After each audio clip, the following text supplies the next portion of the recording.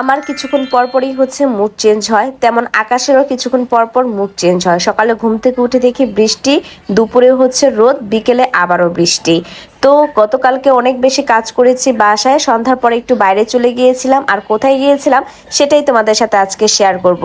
আসসালামু আলাইকুম, কেমন আছো তোমরা? আশা করি তোমরা সবাই ভালো আছো। আলহামদুলিল্লাহ আমি অনেক বেশি ভালো আছি। গতকালকে বুধবার ছিল, বুধবার মানেই হচ্ছে অনেক বেশি ব্যস্ততা। যেহেতু স্যার বাসা থাকে সেদিন আমার অনেক বেশি কাজও থাকে বাসায়, তবে সন্ধ্যার পরে আবার বাইরেও যেতে হয়।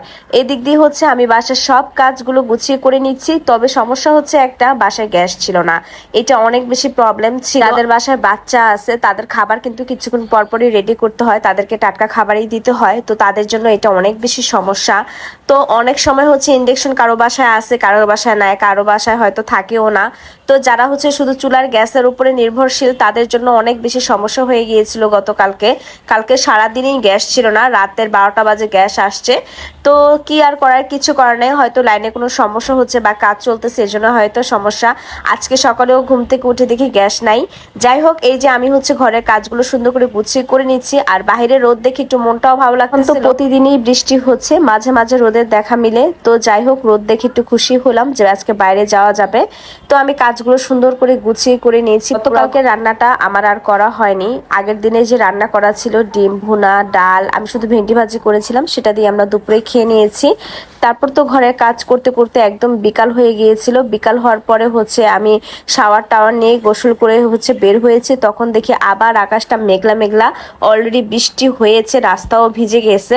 তো মনটা একটু খারাপ হলো যে যাবো কি যাবো না ভেবে। তারপর আবার চিন্তা করলাম, যেহেতু বাচ্চাকে বলেছি যাব, ও অনেক নাচানাচি করতেছে বাইরে যাওয়ার জন্য।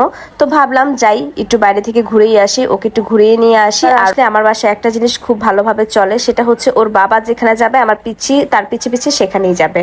মানে ওর বাবা যখন বের হবে ঘর থেকে, ও বাইরে যাওয়ার জন্য কান্নাকাটি করে, ঘুরতে যাওয়ার জন্য। কারণ ও প্রতিদিনই বাসায় থাকে, একা থাকে আমার সাথে। তো বুধবারে বাসায় থাকলে ওর বাবার মাথাটা খারাপ করে দেয় বাইরে যাওয়ার জন্য। যেহেতু ও বাচ্চা, ও বাইরে গেলে হয়তো একটু আনন্দ পায়, খুশি হয়। সারাদিন ঘরে একা একা থাকে, তাই বাইরে যাওয়ার আগ্রহটা ওর অনেক বেশি। বাসার থেকে বের হয়ে আমি প্রথমে চলে গেছিলাম ফার্নিচারের দোকানে। এখানে ঘোরাঘুরি করে আমার বাচ্চা অনেক ক্লান্ত হয়ে গিয়েছে, তো একটু রেস্ট করতেছে সোফাতে বসে। আর দিকে আমি হচ্ছে মিররে কিছু ভিডিও করে নিচ্ছিলাম। এই ড্রেসিং টেবিলগুলো দেখতে অনেক সুন্দর। আমার বাসায় যা আছে বেশিরভাগ ফার্নিচারই কাঠের, আর এখন তো নতুন নতুন ডিজাইনের অনেক সুন্দর সুন্দর ফার্নিচার বের হয়েছে। তো আমার হচ্ছে একটা ফার্নিচারের দরকার, তাই আমি ফার্নিচারের দোকানে গিয়েছিলাম, একটা পছন্দ করেছি। আর আমি এখান থেকে একটা ফার্নিচারও নিব, তো সেটা আপনাদের সাথে পরবর্তী সময় আমি শেয়ার করব। ফার্নিচারের মধ্যে আমার 1 নাম্বার পছন্দ হচ্ছে সেগুন কাঠের ফার্নিচার, যা আমার ঘরে প্রতিটা ফার্নিচারই সেগুন কাঠের। তো আমি এখন হচ্ছে আপডেট একটা ফার্নিচার নিব, যেহেতু এখন আপডেট সবকিছু, নতুন নতুন ফার্নিচার আসছে, যুগের সাথে তাল দিয়ে চলতে হবে। তাই হচ্ছে আমি নতুন আপডেটের একটা ফার্নিচার এখান থেকে নিব। তারপর কিছু খাওয়া দাওয়া করে নিলাম, বাচ্চার পছন্দের পিৎজা, দেন সাথে আর কিছু খাবার নিয়ে নিয়েছি পার্সেল করে বাসায়। জানি না কখন গেস্ট আসবে, তাই বাসায় চলে এলাম খাবার টাবার নিয়ে। আজকের ভিডিওটা এই পর্যন্তই। তোমরা সবাই ভালো থাকবে, সুস্থ থাকবে, দেখা হবে পরবর্তী ভিডিওতে। আল্লাহ হাফেজ।